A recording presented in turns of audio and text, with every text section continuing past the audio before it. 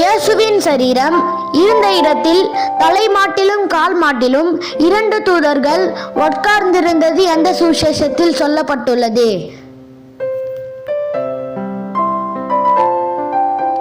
ஏ மத்தேயு, B mark, C லூக்கா, D யோவான். சரியான விடை டி யோவான்.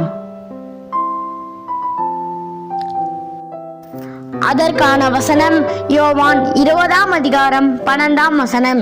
இயேசுவின் சரீரம் வைக்கப்பட்டிருந்த இடத்திலே வெள்ளுடை தரித்தவர்களாய் 2 தூதர்கள் தலைமாட்டில் ஒருவனும் கால் மாட்டில் ஒருவனுமாக உட்கார்ந்திருக்கிறதை கண்டாள்.